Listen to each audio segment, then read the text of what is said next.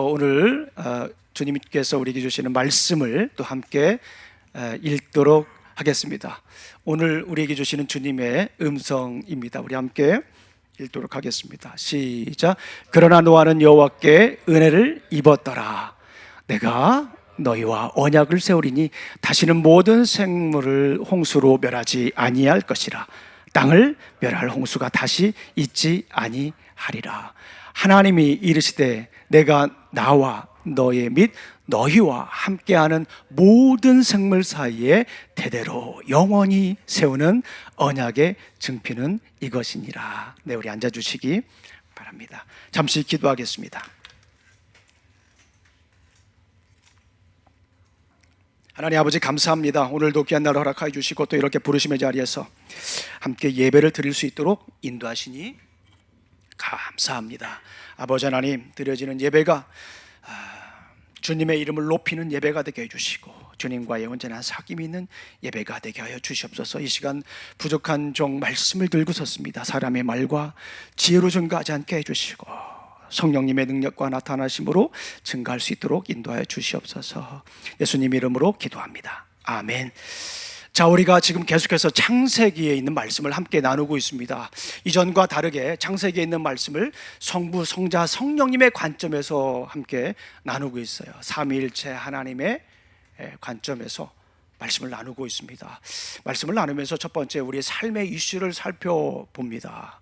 우리의 삶에 어떤 이슈가 있는 것인가, 그리고 그 삶의 이슈에 대해서 하나님의 사랑 이야기는 어떻게 펼쳐지는가 살펴보고 있습니다. 그리고 그 삶의 이슈에 대해서 우리 예수님의 사랑 이야기는 어떻게 흘러가고 있는가, 그리고 마지막으로 그 삶의 이슈에 대해서 성령님은 우리에게 어떻게 살라고 말씀하시는가를 우리가 귀담아 듣는 시간입니다. 자, 오늘은 우리의 시선에 대해서 함께 나누도록 하겠습니다. 질문을 드리겠습니다. 우리 성도님들, 요즘 무엇에 주로 시선을 두시나요? Where are you fixing your eyes in these days? What is capturing your attention in these days? 우리는 무엇에 자꾸 시선을 두고 어디에 자꾸 시선을 두나요? 이 시선이라고 하는 것이 매우 중요합니다. 왜냐하면 시선을 두는 곳에 관심이 있기 때문에 그렇습니다. 관심만 있는 것이 아니라 시선이 있는 곳에 가치를 두고 살아가기 때문에 그렇습니다. 저는 요즘 바베큐에 시선을 많이 주고 있습니다. 관심이 많이 있습니다. 영상도 보게 되고요, 심지어 다큐멘터리까지 찾아서 보기도 합니다.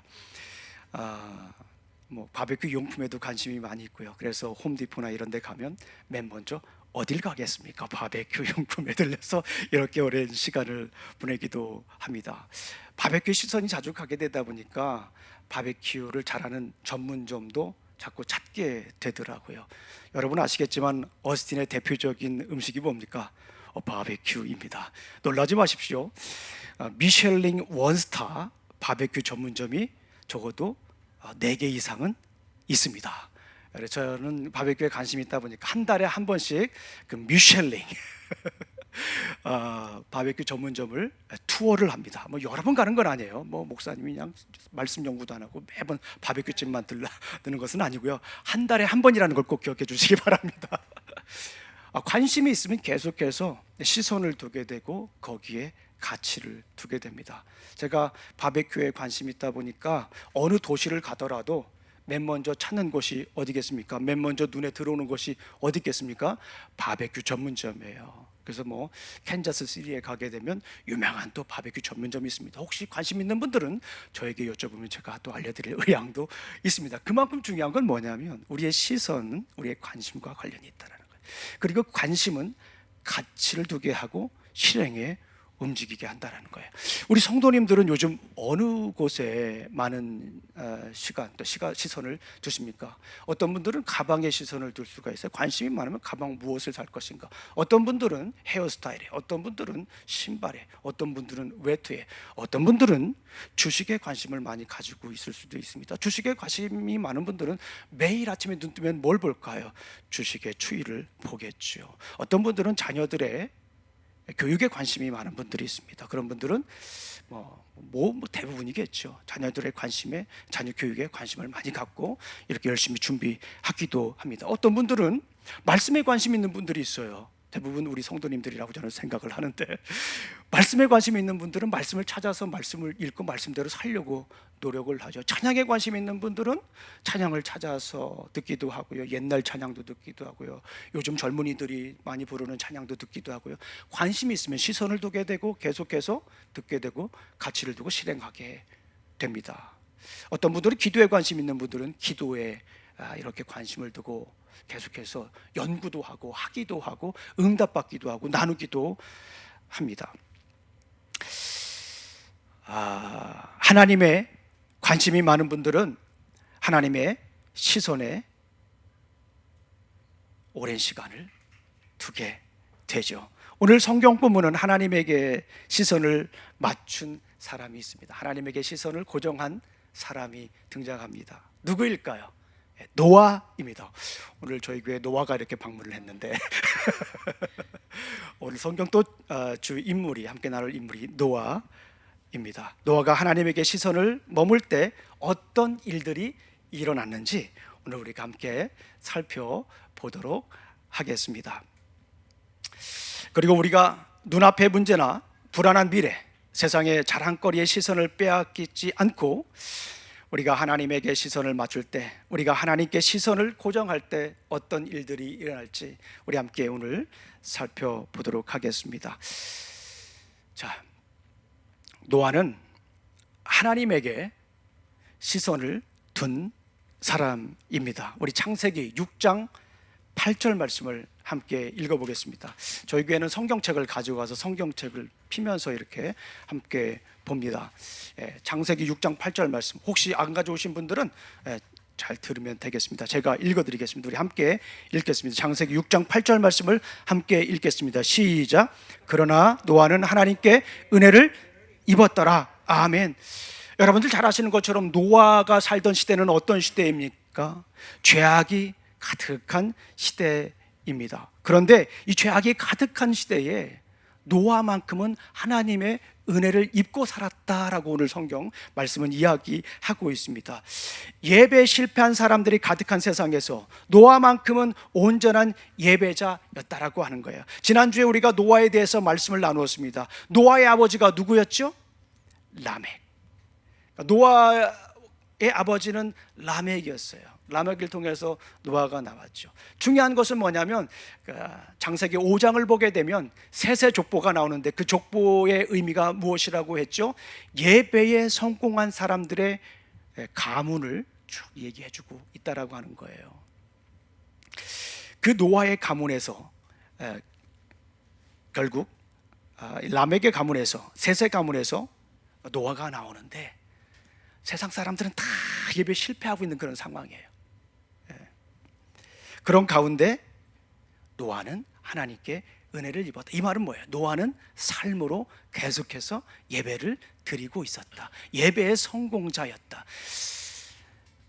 예배에 실패한 많은 사람들과 달리 노아는 예배의 성공자였으며 삶으로 예배 드리는 사람이었다라고 이야기를 합니다. 그것을 은혜를 입고 살았다라고 성경은 얘기하고 있습니다. 6장 8절에서 은혜를 입고 산다라고 하는 번역이 굉장히 멋있는 번역이지만 저는 이걸 히브리 원어로 보면서 좀 다르게 한번 생각을 해봤습니다. 다른 각도로 한번 생각해봤습니다. 이 번역이 잘못됐다라는 게 아니에요. 다른 각도에서 한번 살펴보자라고 하는 겁니다. 히브리 원역을 보게 되면 이거를 직역하면 이렇게 볼 수가 있어요. 그러나 노아는 여호와의 눈 속에서 은혜를 발견하였다. 다시 한 번 더 읽어드릴게요. 직역하면 그러나 노아는 여호와의 눈 속에서 은혜를 발견하였다. 이거를 의역하면 이렇습니다. 그럼에도 노아는 여호와의 눈빛 속에서 따스한 은혜를 발견하였다라고도 이렇게 번역을 할 수가 있습니다. 영어 성경 ESV를 보게 되면 But Noah found favor in the eyes of the Lord라고 얘기를 해요. 그리고 킹 제임스 버전에서는 But Noah found grace in the eyes of the Lord. 이 favor라고 하는 말하고 grace라고 하는 말하고 같은 말인데 영어 성경이 조금 더 원어에 가깝게 번역을 했어요. 우리 성경은 이것도 굉장히 멋있는 의역이라고 저는 생각을 하는데 하나님의 은혜를 입고 살아갔다. 너무나도 멋있는 번역이에요. 그냥 살아가는 게 아니라 하나님의 은혜를 입고 살아요. 김영주 목사가 오늘 옷 입고 왔잖아요. 이 옷을 입고 설교를 하는 것이 아니라 하나님의 은혜를 입고 설교하는 기를 바랍니다. 우리 성도님들도 얼마나 멋있어요. 평상 제가 오늘 아침에 뭐 입고 나갈까 고민하잖아요. 그런데 이 거울 앞에 서가지고 오늘도 내가 이 옷을 입고 가지만 하나님의 은혜를 입고 나가게 해주세요라고 기도할 수 있잖아요. 노아는 하나님의 은혜를 입고 살았어요. 이 번역이 너무나도 멋있는 번역이라고 저는 생각을 해요. 그런데 좀 더 정확한 번역이라고 할 수 있는 것은 노아는 하나님의 눈에 있는 은혜를 발견했다라고 번역을 하는 겁니다. 당시 상황이 어떻다라고 했습니까? 하나님께, 성경을 읽어보면 하나님께서 세상을 지으시고 한탄하셨어요. 후회하셨다라고 하는 히브리 단어가 나오잖아요. 후회하셨다. 성경을 보게 되면 하나님이 후회하신 적이 많지가 않아요. 그런데 특별히 창세기 6장을 보면 하나님이 이 세상을 지으시고 한숨을 쉬셨다. 깊은 한숨을 쉬셨다. 근심하셨다. 걱정하셨다라고 표현할 수도 있습니다. 왜 그렇습니까? 사람들의 죄의 관성, 지난주에 표현으로 말하면 죄의 관성에 따라 살았어요. 그냥 죄를 수평적으로 짓는 것이 아니라 죄가 나락으로 치닫는 거예요. 가문에 가문을 더할수록 죄가 더해지는 거예요. 관성의 역학을 가지고 얼마나 세상이 이렇게 죄로 가득 찼으면 하나님이 보실 때에 세상을 지은 것을 후회하셨을까요? 한숨을 쉬셨을까요? 그런데 그 가운데 노아만큼은 하나님의 은혜를 입고 살았다라는 거예요. 그런 가운데 노아만큼은 노아의 시선을 하나님께 맞추며 살았다는 거예요. 하나님의 눈에 있는 그 은혜를 발견하며 살았다라고 하는 거예요. 얼마나 멋있어요. 여러분들 자녀들 키워보셔서 아시겠잖아요. 자녀분들이 우리 어렸을 때 어머니 아버지를 바라보는데 불평이나 짜증이 아니라 엄마 아빠밖에 없어요. 엄마가 최고예요. 이 세상의 넘버원이에요 라고 하는 그런 눈빛으로 여러분들을 바라보시지 않았습니까? 없었어요? 네. 얼마나 행복했습니까? 하나님께서 그런 행복을 누리시지 않았을까 그런 생각을 해봅니다. 하나님께서는 결국에는 죄의 관성에 따라 살아가는 이 세상을 심판하려고 합니다. 그런데 하나님은 그 중에 노아만큼은 심판하실 수 없었을 것 같아요.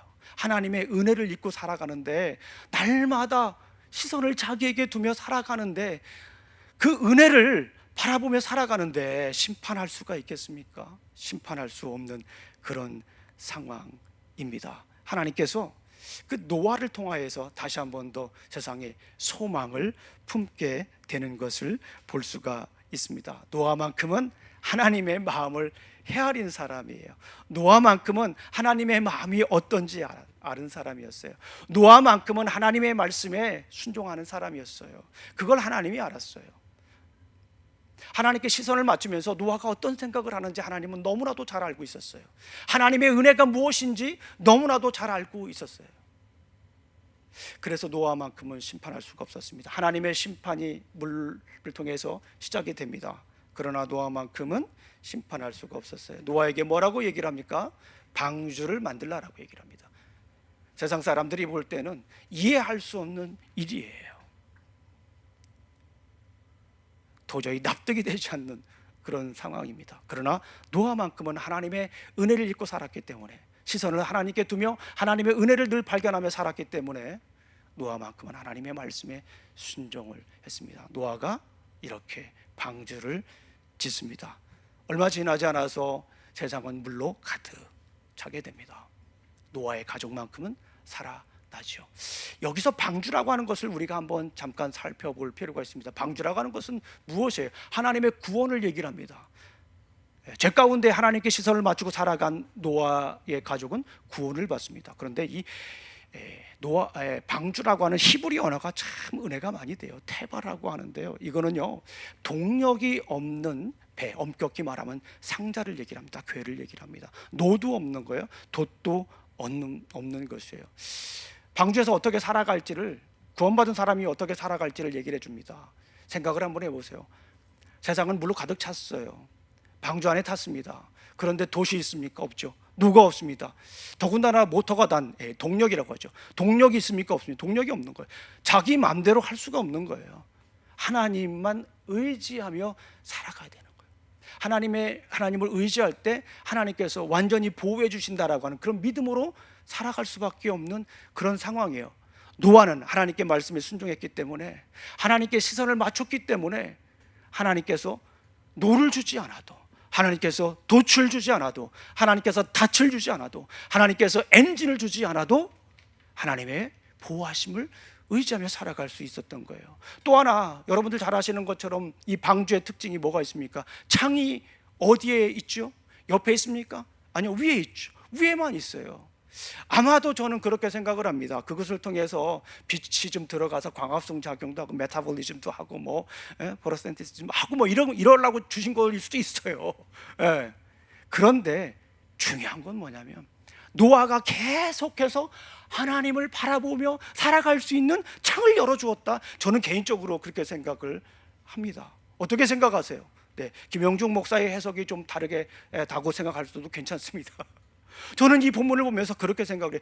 계속해서 노아는 비가 와도 물이 많아도 세상이 심판당하는 그 중에도 노아는 하나님께 시선을 맞추는 것을 멈추지 않았다라고 하는 것입니다.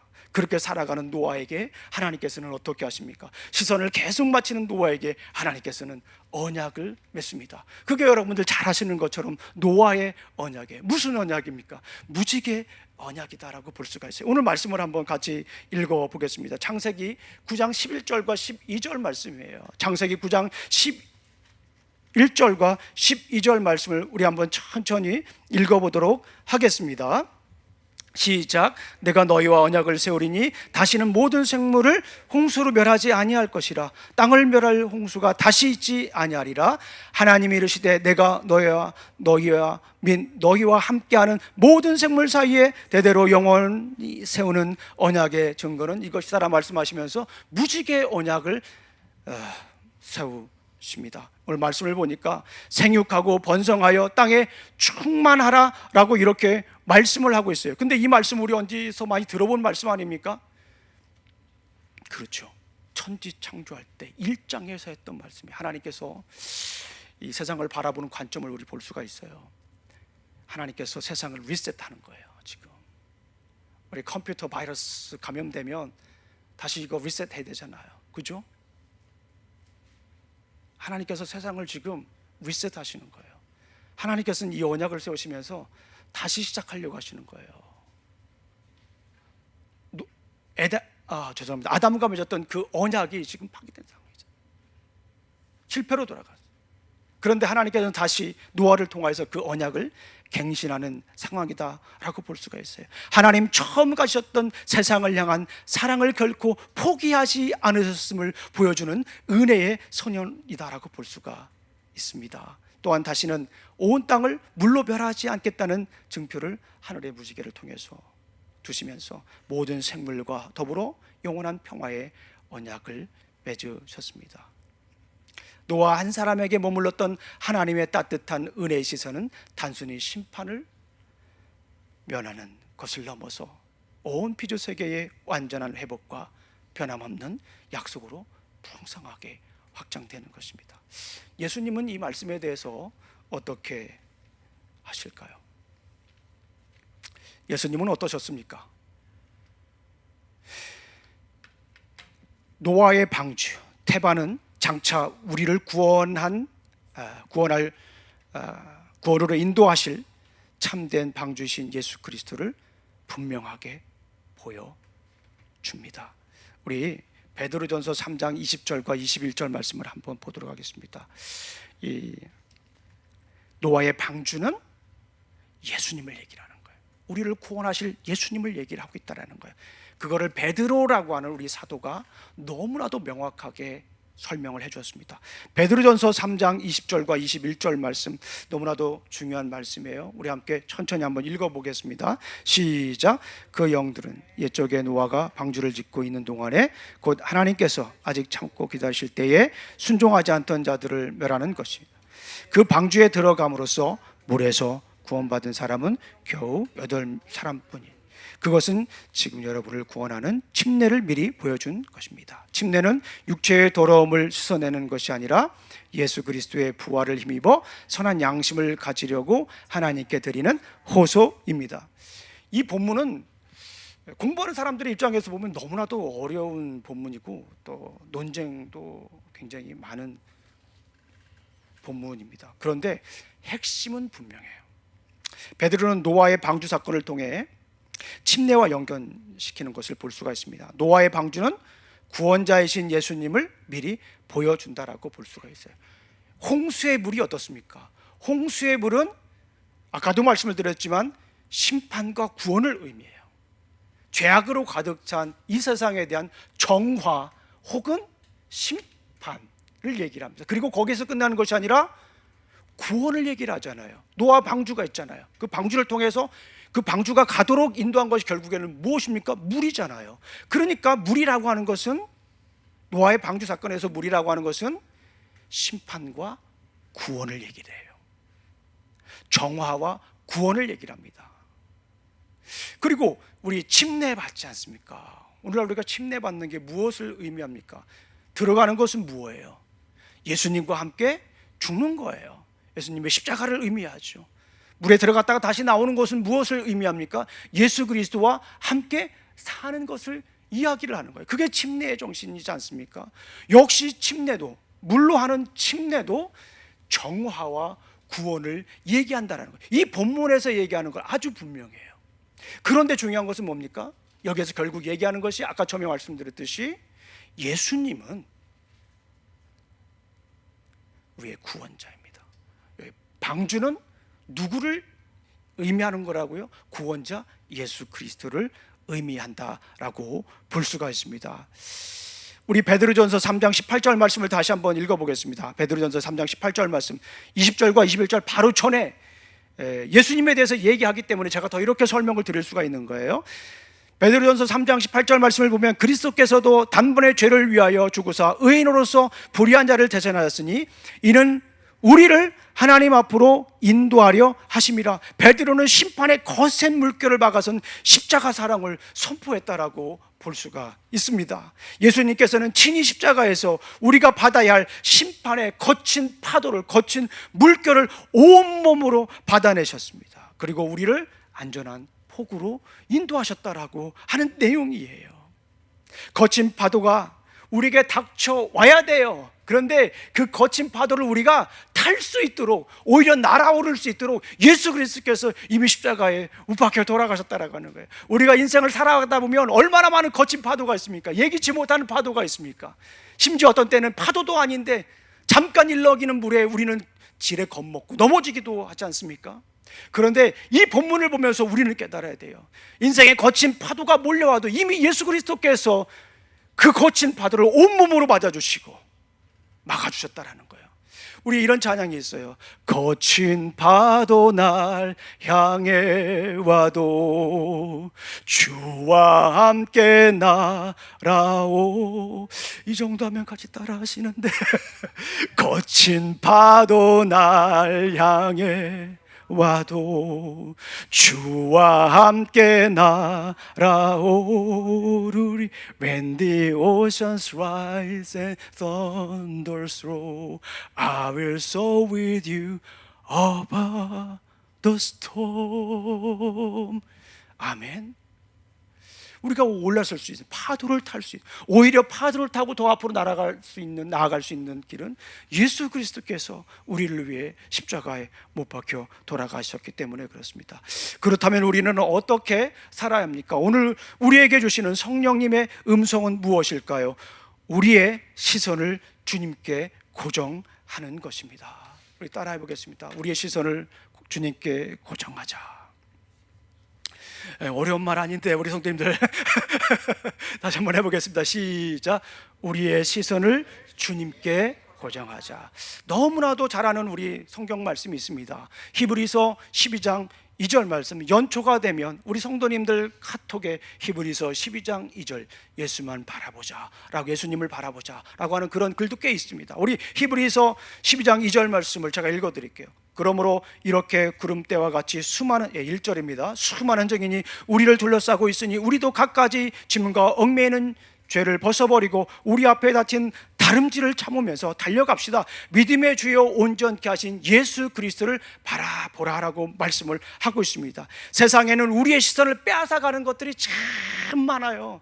우리가 자칫 잘못하면, 다른 말로 말하면 좀 직선적인 언어일 수도 있는데, 정신 차리지 못하면 예수님보다 더 커 보이는 것들을 따라갈 수가 있어요.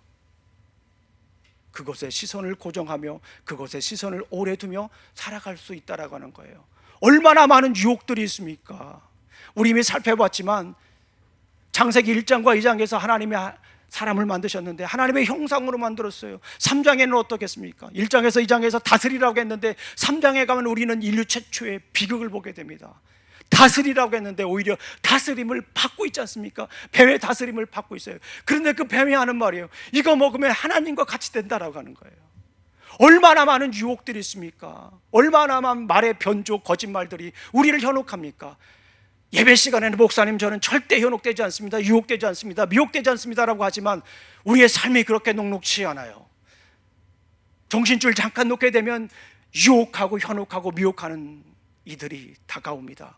그리고 자칫 잘못하면 우리는 그것에 시선을 두며 따라갈 수도 있다라고 하는 것입니다. 얼마나 많은 것이 아름답습니까? 아름답게 보입니까? 얼마나 많은 것들이 달콤해 보입니까? 한 4년 정도 전에 제가 콜로라도 여행을 갔다 온 적이 있습니다. 우리 교회 한 2번 정도 오신 우리 박광규 선교사님, 저 남아프리카 공화국에서 굉장히 열심히 선교 사역을 감당하시는 박광규 선교사님이 남아프리카 공화국에 가시기 전에 콜로라도 스프링스에서 목회를 정말 잘하고 계셨어요. 형님 한번 오셔서 또 저 선교 가기 전에 한번 오시라고 해서 가져가고 갔어요. 갔는데 참 볼 것이 많더라고요. 그때 당시 이 텍사스가 지금만큼 더웠어요. 그런데 콜로라도 가니까 시원하더라고요. 그러면서 텍사스에서 더위를 피해온 여러분을 거기서 만날 수가 있었습니다. 그 로얄고지라고 하는 데가 있습니다. 이 길이가 한 383m예요. 협곡과 협곡을 이어놓은 건데요, 그 협곡 높이가 아파트 한 100층 정도 된다고 합니다. 291m인가요? 그 정도 되는 높이예요. 사실 저는 여러분들에게 고백하지만 저는 고소공포증이 있습니다. 거기를 지나가야 돼요. 근데 아빠가 거기를 안 지나갈 수가 없잖아요. 가족과 지나가는데 맨 앞장서지 못할 망정, 못 간다라고 차마 말을 할 수가 없었습니다. 그래도 용기를 내어서 이렇게 걸어가고 있었어요. 그 밑에 보니까 그냥 까마득합니다. 거기를 보지 못해요. 그리고 참 우연인지 모르겠지만은 거기 카트를 타고 좀 큰 카트를 타고 차가 이렇게 지나가는데 얼마나 무서운지 몰라요. 다른 사람들은 뭐 크게 두려움을 못 느꼈을 수 있는데 저는 그 진동인 줄 알았습니다. 마치 막 흔들리는 것 같더라고요. 그래서 주저앉고 싶었습니다. 그러면서 그때 생각한 것이 있어요. 그때 한 행동이 있었습니다. 뭐냐면 시선을 돌리자. 밑을 보지 말고 어디를 보자? 목적지를 보자. 그리고 그 주변에 얼마나 경관이 아름답습니까? 그 경관을 이렇게 한번 보면서 가자. 절대 밑을 보지 말자. 그래서 결국 그 다리를 건넜을까요? 못 건넜을까요? 안전하게 건넜다는 전설과 같은 이야기가 흐르고 있습니다. 그 압도적인 높이 앞에 서자 너무 힘들었지만 시선을 돌리니까 갈 수가 있었습니다.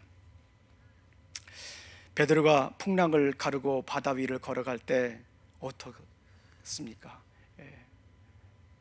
주님을 바라보고 갈 때는 그 물 위를 건너갈 수가 있었어요. 그런데 베드로가 주님을 바라보지 않고 바닷물을 바라봤을 때 붕덩 빠지게 되었던 것을 우리는 알 수가 있습니다. 내가 서 있는 위험한 현실이 아니라 우리는 나를 붙들고 나와 함께 하시는 주님께 시선을 맞추어야 됩니다. 우리 사랑하는 성도님들, 참 세상에 많은 유혹들이 많습니다. 아까도 말씀드렸지만 유혹도 현혹도 미혹하는 것들이 많이 있습니다. 그럴 때 우리가 생각해야 됩니다. 노아를 생각해야 돼요. 하나님께 시선을 맞추자.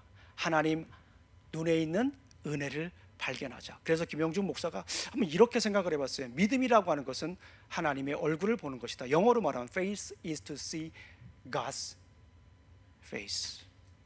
제가 이 설교를 한번 우리 유스 아이들한테 한 적이 있는데요, 영어로 이렇게 설교를 하게 되면 참 힘들어요. 막 설교를 하다 보면 faith인지 face인지 구분 못하고 막 하거든요. 제가 이 설교를 할 때 faith is to face God's, faith is to see God's face. 목사님 faith 이러는 녀석들이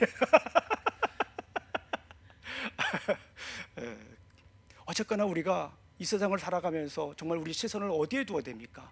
하나님 시선을 둬야 돼요. 노아를 생각하세요. 하나님께 시선을 두니까 노아는 하나님의 은혜를 입고 살아갈 수 있었던 줄로 믿습니다. 유혹이 있을 때, 다리에 힘이 풀릴 때, 인생의 풍랑이 올 때 우리는 어디를 바라보아야 하냐라는 것을 생각해야 됩니다. 주님을 바라보시기를 간절히 소망합니다. 출렁이는 세상과 환경, 내 발밑의 한계, 나를 두렵게 만드는 문제의 깊이를 내려다보면 우리는 그곳에 빠지게 됩니다. 그러나 시선을 돌려 언제나 변함없이 사랑의 눈길로 우리를 바라보시는 주님을 보면 우리는 주님의 은혜를 입을 수 있습니다. 우리 기도하시겠습니다. 하나님 아버지 감사합니다. 오늘도 귀한 날 주시고 또 이렇게 부르심의 자리에서 함께 말씀을 나눌 수 있도록 인도해 주시니 감사합니다. 오늘 들려주시는 이 음성이 우리의 삶의 길이 되고 우리 삶의 울림과 떨림이 될 수 있도록 지켜주시옵소서. 주님만 바라보며 살아갈 수 있도록 우리의 시선을 지켜주시옵소서. 예수님 이름으로 기도합니다. 아멘. 우리 다